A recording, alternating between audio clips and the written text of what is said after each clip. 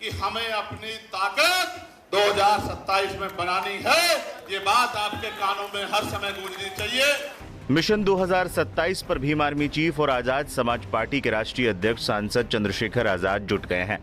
चंद्रशेखर आजाद रविवार को आगरा में आयोजित प्रबुद्ध सम्मेलन को इस दौरान संबोधित किया। इस दौरान कार्यकर्ताओं में जोश भरा। सुरसदन में आयोजित सम्मेलन में उन्होंने कहा, तो जय भीम, नमो बुद्धाय। पहले तो आप लोग ये वीडियो देखिए। वीडियो अच्छा लगे तो लाइक करें, चैनल को सब्सक्राइब करके शेयर करें और कमेंट में जय भीम जरूर लिखें। और मिलते हैं फिर से एक नेक्स्ट वीडियो में। तब तक के लिए जय भीम। वीडियो को लास्ट तक देखिए। कहा कि बहुजन समाज 2012 से सत्ता से बाहर है। 2027 के चुनाव में ज्यादा दिन नहीं है, इसलिए कार्यकर्ताओं को अभी से जुट जाना चाहिए। अभी तो एक ही साल हुआ है। याद रखना, इन 5 साल के पूरे होने से पहले आपकी जिंदगी में रोशनी लाने का इंतजाम हम सब लोग करेंगे। मेरी बात का मैं आपको विश्वास दिला कहता हूं, जब तक हम लोग बाबा साहब के रास्ते पे नहीं चलेंगे, यानी कि शिक्षित नहीं बनेंगे, संगठित नहीं होंगे और संघर्ष नहीं करेंगे, तब तक कुछ भी बदलने वाला नहीं है। और मैं फिर आपसे कहता हूं, पार्टी के नेताओं से कहता हूं, भीम आर्मी के साथियों से कहता हूं, कार्यकर्ताओं से कहता हूं, मांगने से भीख मिलती है, अधिकार छीनने पड़ते हैं। अगर छीनना चाहते हो अधिकार, तो जिस तरह से पेट पालने के लिए 8 घंटे काम करते हो, रोज पार्टी को आगे बढ़ाने के लिए भी 2 घंटे 1 घंटा काम करो। क्योंकि अब पूरा देश खड़ा था, लेकिन सरकार के लोगों ने यहां भी मुस्लिम भाइयों को पीटने का, परेशान करने का काम किया। और ये बेचारे उन नेताओं की तरफ देखते हैं जिनको आगे बढ़ाते आए, ताकत देते आए, कुर्सी बिठाते आए, और वो नेता ये उनकी तरफ देखते हैं और वो दूसरी तरफ देखते हैं। उनको पता है कि ये कहीं जाने वाले नहीं हैं, ये फिर से कभी हमारे पास ही आएंगे, तो इनकी आवाज उठाने का कोई मतलब नहीं मानता। मैं इनको कहना चाहता हूं, थोड़ी सी हिम्मत जुटा लो, मन पक्का कर लो, एक मौका चंद्रशेखर आजाद को दो। अगर दोबारा किसी नेता की जरूरत पड़ जाए तब फिर मुझे कहना। पिछले कुछ दिनों में अपराध की बाढ़ आ गई है। आगरा में भी सुन रहा हूं, जो आगरा हमारा किला था, वहां भी बारात रोकी जा रही है। दिल में बड़ी तकलीफ थी, कार्यकर्ताओं पे हमला हो रहा है, कार्यकर्ताओं पे झूठे मुकदमे लगाए जा रहे हैं। दिल में तकलीफ थी, हर दिन इंतजार कर रहा था कि आगरा का दिन कब आएगा, आगरा का दिन कब आएगा। आज आगरा का दिन आया है। आगरा का दिन तो आ गया, आजाद समाज पार्टी का दिन आएगा नहीं आएगा ये भी मुझे बता दो। अच्छा आप बताओ।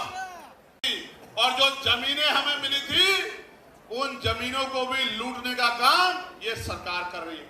तो इस सरकार का जाना जरूरी है नहीं जरूरी है बताओ? तो सोचो, सरकार चली गई, लेकिन अगर आपकी नहीं बनी तो आपके हिस्से में क्या आया? समझे नहीं समझे? भाई ये फोन इस हाथ में था, अब इस हाथ में चला गया, आपके हिस्से में क्या आया? आप बीच में खड़े हो जाओ दीवार बन के कि ये ताकत इधर से जाएगी तो हमारे पास आएगी, इस बात को दीवार बन के खड़े हो जाओ। सुबह हो शाम, आप चाहे ईंटें उठा रहे हो, भट्टे पे हो, कोलू पे हो, रिक्शा चला रहे हो, कोई छोटी दुकान चला रहे हो, रेडी पटरी पे हो, एक ही बात आपके कान में गूंजनी चाहिए, जो बात आपसे कह के यहां से विदाई लूंगा, कि हमें अपनी ताकत 2027 में बनानी है। ये बात आपके कानों में हर समय गूंजनी चाहिए। सम्मेलन को संबोधित करने के बाद मीडिया से बात करते हुए ऑपरेशन सिंदूर का जिक्र कर पीएम मोदी पर ताना भी मार गए। साथ ही ग्वालियर हाईकोर्ट में अंबेडकर की मूर्ति नहीं लगाने पर भी तंज कसा। तेजी से आजाद समाज पार्टी का संगठन उत्तर प्रदेश में विधानसभाओं तक, ब्लॉक तक, गांव तक, बूथ तक लगातार हमारी पार्टी और हमारे पार्टी के जो सहयोगी संगठन हैं वो लगातार कोशिश कर रहे हैं और लगातार प्रयास कर रहे हैं।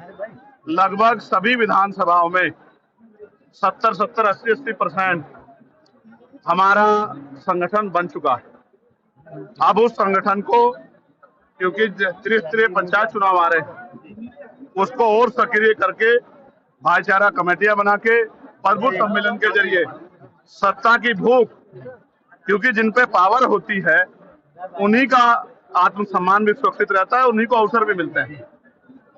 ये भूख जो है, जो पिछले 15 साल में हमारे लोगों में ठंडी हो गई थी, उसी भूख को दोबारा जगाने के लिए कि वो लोग राजकाज को समझे। जब राजकाज होगा तभी तरक्की होगी, तभी अन्याय रुकेगा, तभी शिक्षा मिलेगी, तभी अच्छा इलाज मिलेगा, तभी रोजगार मिलेगा, तभी जमीनें मिलेगी, तभी इंडस्ट्रियल एरिया लगेंगे।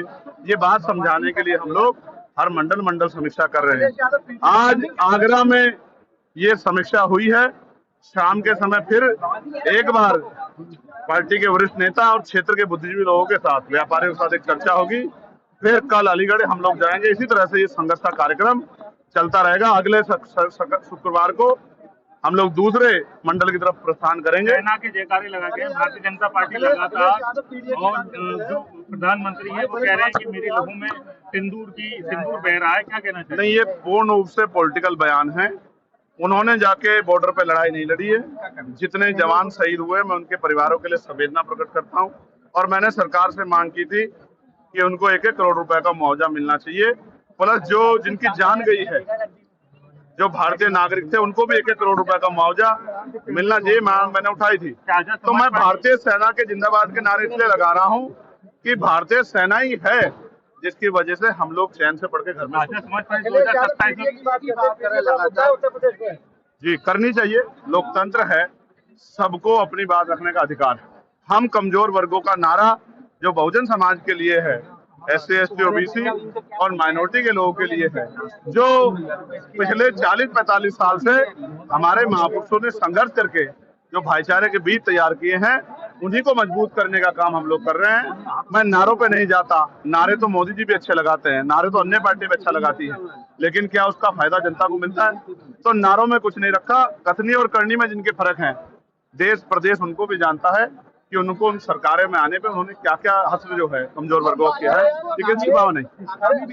अभी त्रिस्तरीय पंचायत चुनाव में आप देख लेना, आजाद समाज पार्टी उत्तर प्रदेश का सबसे बड़ा दल बन के सामने आएगा। इस बात को मेरी आप याद रखना, क्योंकि बेमार में आजाद समाज पार्टी के साथियों ने, ये तो लोग चुनाव में निकलते हैं 24 घंटे 7 दिन, वो समाज की सेवा के लिए, बहन बेटियों के सम्मान के लिए, नौजवानों किसानों के रोजगार और उनके समस्याओं के हल के लिए सड़कों पर रहते हैं।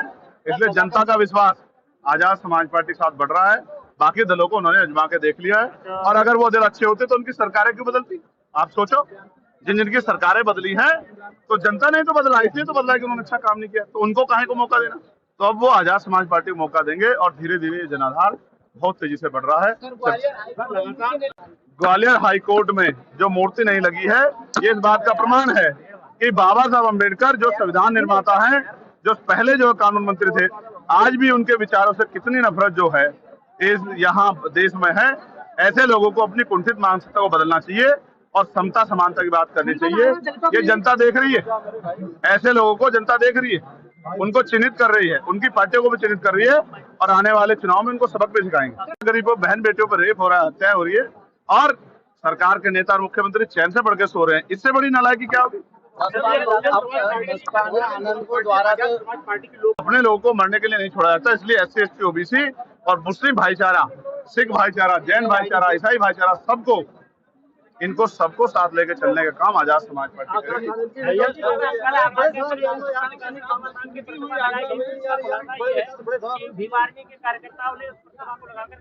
तो छोड़ती, लेकिन पुलिस ने जिस तरह का व्यवहार यहाँ कार्यकर्ताओं के साथ किया, आप ये बताओ, पार्लियामेंट में तो गृह मंत्री जी ने बाबा साहब के बारे में सब कहे थे, तो सारी पार्टियों ने नारे लगाए थे, सारी पार्टियों ने हल्ला मचाया था।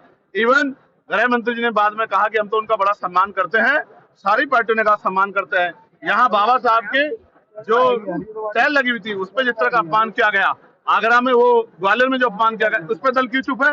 क्योंकि वहां आपको पता है कि वो बाबा साहब का सम्मान जो है, और उसमें वोट का नफा नुकसान भी है, इसलिए आप चुप हैं। मैं फिर कहता हूँ, कोई भी षड्यंत्र नहीं चलेगा। बाबा साहब का अपमान करने वाले लोगों पे कार्रवाई करनी पड़ेगी, और जिन पुलिसकर्मियों ने इन गरीब कमजोरों की आवाज पे लाते चलाने का, थप्पड़ चलाने का काम किया, उन पर कार्रवाई करनी पड़ेगी, वरना बहुत जल्द, यहाँ नहीं करेंगे आगरा में, लखनऊ में एक बड़ा प्रदर्शन करके सरकार को घेरने का काम करेंगे। आने दीजिए, विधानसभा जब सत्र चलेगा तब हम बताएंगे किस आत्मसम्मान की लड़ाई कैसे लड़ी जाती है, गरीबों के, किसानों की लड़ाई।